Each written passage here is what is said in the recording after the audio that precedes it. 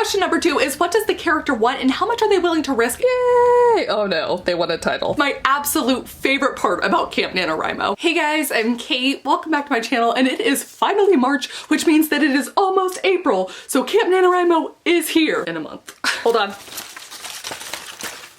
I can hang up this beauty. It's time, it's finally time. Just a little bit of creative repositioning.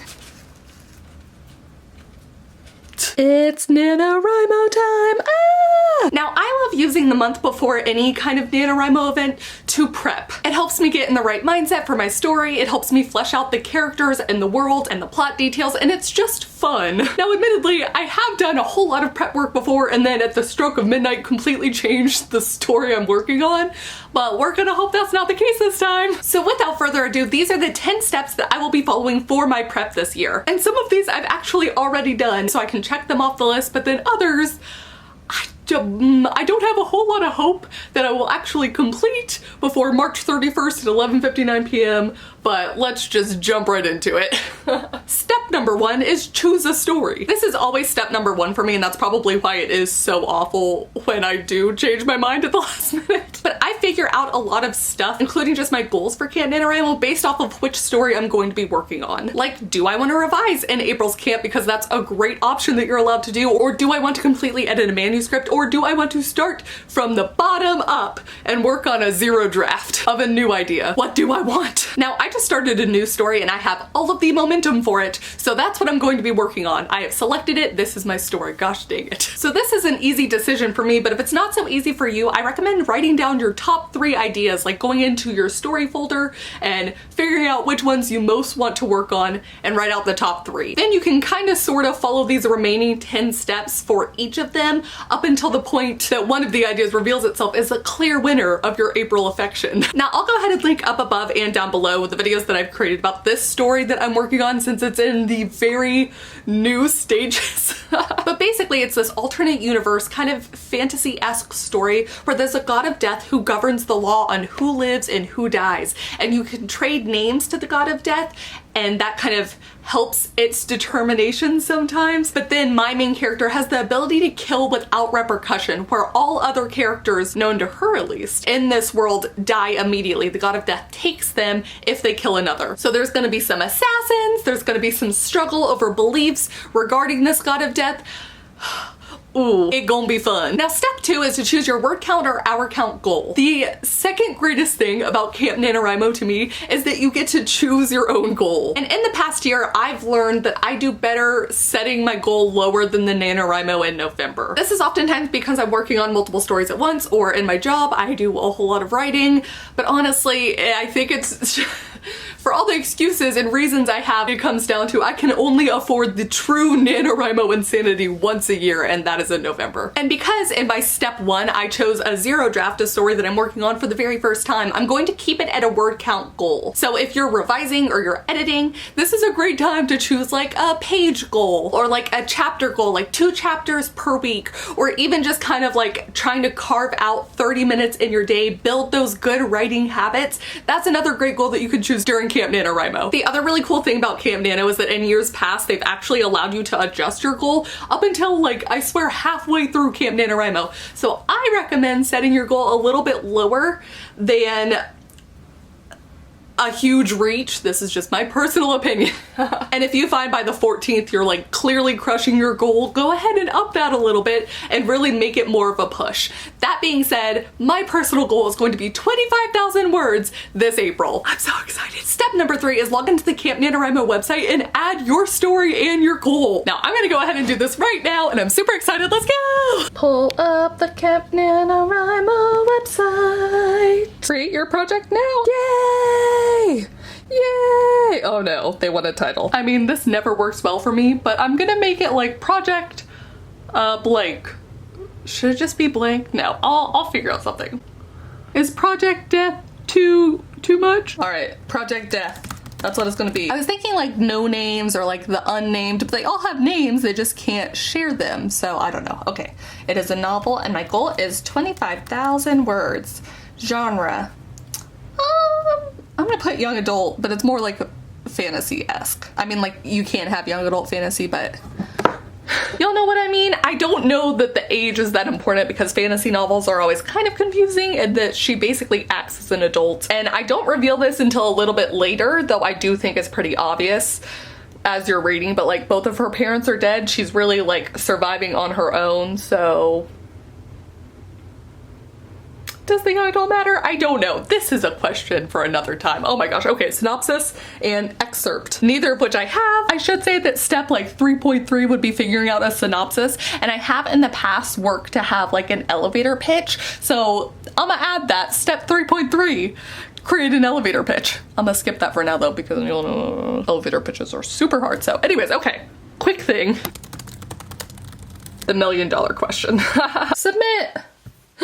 It's me! Yay! Project Death, look at that, beautiful. I guess step 3.6 then is to give a little happy desk dance that you're about to participate in camp. Ah! Now step number 4 is cabins. Let's talk cabins. This is my absolute favorite part about Camp NaNoWriMo. You have the option of creating a cabin yourself and inviting people. You have the option of being invited to a group. This is great for like schools or universities or clubs or like local organizations. You can all be in the same cabin together, or you can be randomly assorted into a cabin if that's what you want. And I think there's awesome pros for each of these, and I have had fun doing each of these methods. Because there's a separate chat just for your cabin, I feel like you really get to know your cabin mates, and there's something about the cabin and getting to know people in this way, and like a smaller group. I think you can have up to like 19 or 20 people in a cabin, that you really root for each other and cheer for each other and learn more about each other's stories. And I feel like the cabins have given me the most motivation I've had externally from any kind of NaNoWriMo event. I love the cabins. I'm gonna see if anyone wants to join an authortube cabin again this year, and then maybe even we could do like some collab videos and I can introduce you to my cabin on this channel. So we'll see. I'm gonna keep my fingers crossed. I want to create a private cabin. Now I just gotta see if anyone's gonna join me. Step number 5 is when we're starting to get to the meat of the prep, and where I don't personally have as much work done. This frickin' story, you guys. And also the remaining steps are going to be different for however you like to prep, but I'm switching up my prep this year. Now normally I do story idea, Freytag's pyramid, chapter by chapter outline, but this year I'm pantsing it a bit. That being said, just because you are pantsing something doesn't mean you have to go without prep, if that makes sense. Now you could full-blown pants it and do no prep. My goodness. But for most people, you do a little bit of work in your head even if you never write anything down. That being said, we're gonna get into how I'm going to do it. So for me, step number 5 is character outlines. And I think it sounds more intense than it is, because really all it is gonna be answering 4 questions for each of my main and minor characters. And I really don't have that many main or minor characters. I have 4 main and minor characters. I might have 5 if I count an overall group as a character. I think that's what I'm gonna do. So I'll do like profiles for 5 of them, but I only need to answer 4 questions each. There's a lot of hands and numbers going on, but I hope you're following me. I hope I can follow me. Question number 1 is going to be the relationship the character has with the god of death and what they believe. What do they believe? For most people in this society, there's a very strong belief in the god of death. Some people just feel like there's a little bit more wiggle room in this belief system than others do. Question number 2 is, what does the character want and how much are they willing to risk in order to get it? Question number 3, feelings toward my main character, both at the introduction of that character and at the very end of the novel, or their death. And then finally, question number 4 is, will we ever learn their name? Because names are so important in my world.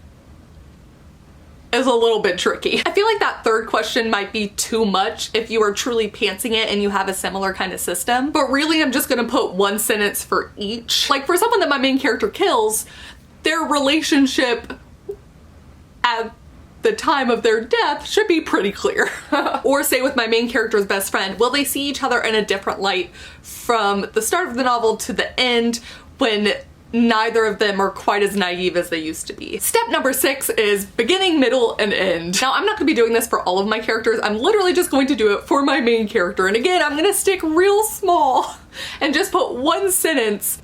Oh no. I want an idea of where my main character is at the beginning, the middle, and the end of the book. For the first 2/5 of the novel at this point, I I think I know where all of the characters are, but the last 3/5 is still completely eluding me. But the only one I think that's important to know is my main character.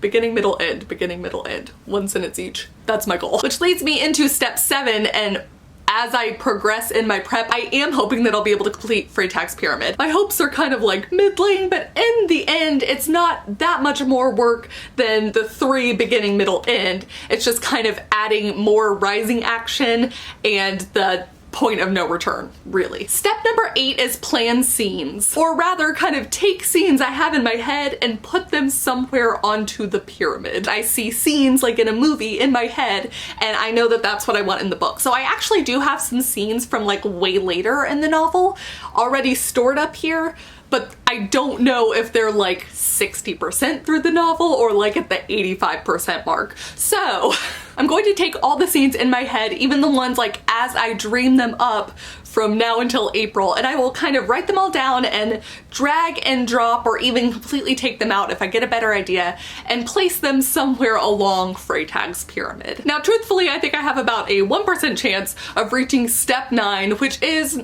my normal step process, and that is create a chapter by chapter outline, which really is just an evolution of taking all of those scenes and making them a little bit more finite. Yeah, 1% chance. I give it 1%. Honestly, all of step 6 through 9 I'm just kind of hoping for. But you know, an ideal March would look like this for me. And finally, step 10 is just to start writing. Now, for a lot of people, that means waiting until April 1st, but honestly, if you can't help it, I say go ahead and start early or pull a me method, just April Fools the whole thing and start now and just add to your goal. So like if I manage to get to the 20,000 word mark before April 1st, you know, my goal's still gonna be 25,000 words, and then by the end of it, I'll just be at the 45,000 word mark. That would be great. That's it from me. I plan on doing kind of weekly Preparch. Oh my god. I plan on doing weekly prep videos as we march into Camp NaNoWriMo. And I will be working through those steps just so you guys can kind of like follow along if you want. Please do comment down below and let me know what your plans for prep are. Are you participating in Camp NaNoWriMo? I guess that should be the first question. What are your prep methods? Do you follow like the snowflake method or like the story beats method or like another method that we definitely all know the name of, but I can't say it right now? How many methods are there? There are so many methods. And do you think for the story that you're working on that you will complete all of your prep before camp begins? Or are you, like me, kind of flying by the seat of your pants more than usual and just hoping for the best? Thank you guys so much for watching, and I'll see you all very soon with a new video. Bye! Womp womp. Your top 3 ideas? Log into the Camp NaNoWriMo. Log into the Camp NaNo. Why is that one so hard to say?